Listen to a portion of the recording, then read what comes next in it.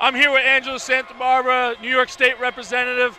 Tell us about how you think of the fight so far this evening. Well, look, I think it's an exciting night, but it always is when MMA is in the mix. And I think to see local fighters be able to compete like this, and to be able to know that someday they can compete professionally now, it just makes it that much more exciting.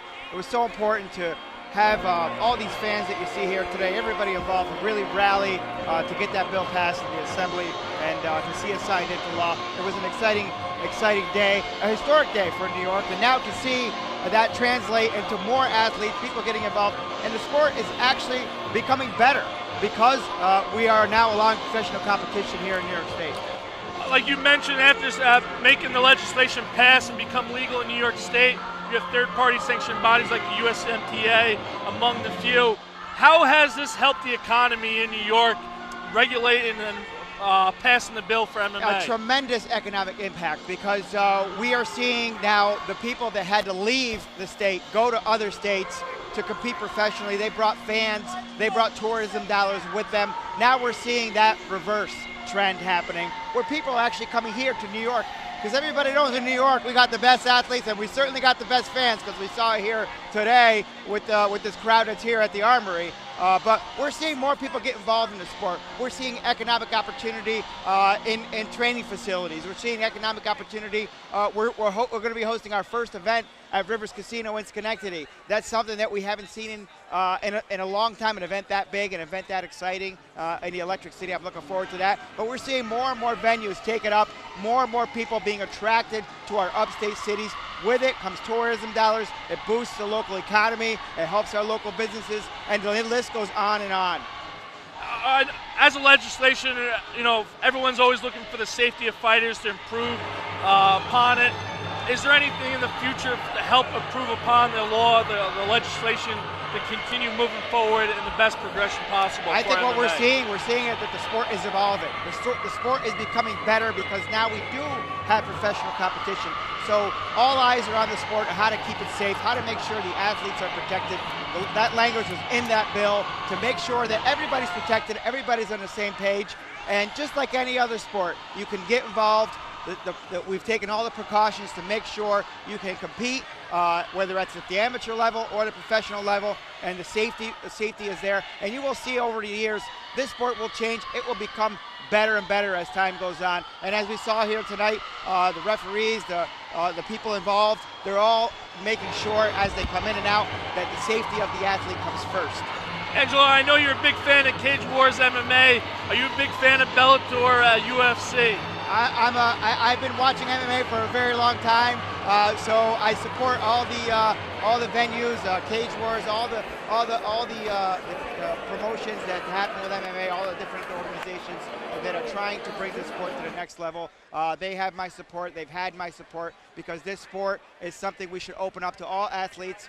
We have people like Tommy Marcelino in Amsterdam trying to get involved at the professional level, and they've been able to do that. You will see other athletes come into the sport, and you will see these organizations thrive and prosper. They're all working towards the same goal. They're all working to make the sport better and safer.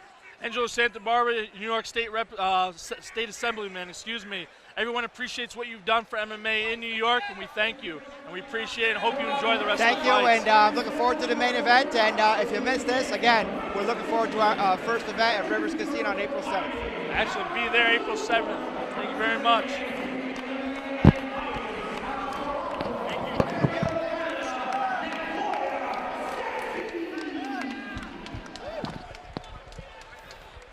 And we're going to hop right into our next fight. There's going to be no intermission tonight because, hey, we're moving right through.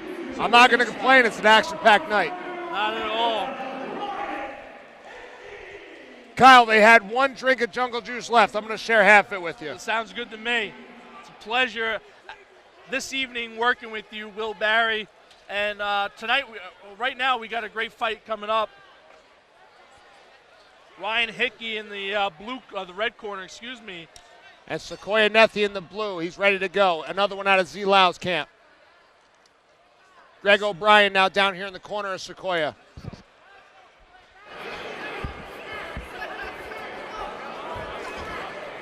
Hickey's looking for that takedown.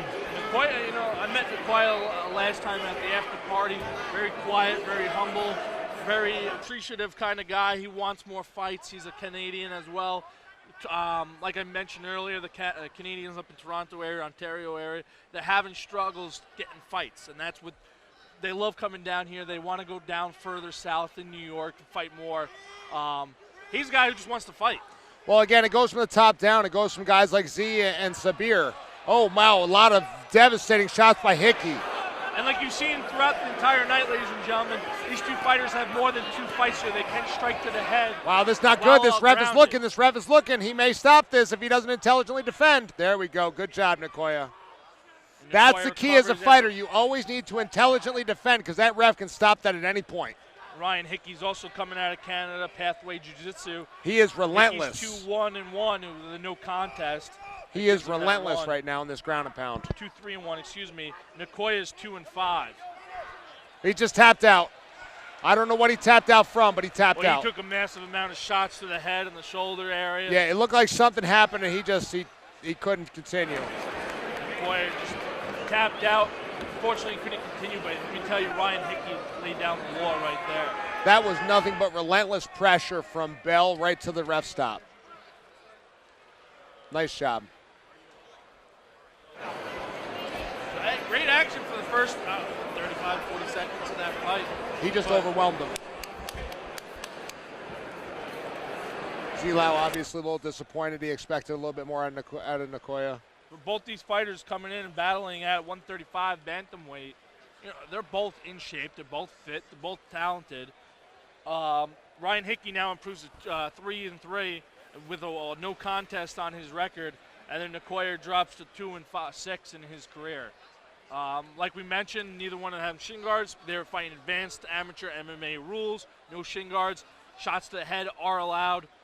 As you saw, Ryan Hickey laid the lumber. Wow. Oh, yeah. You know, he kept control. He kept his hips low, and he just delivered some punishment. And we're going to throw it up to our ring announcer, Ryan Peterson.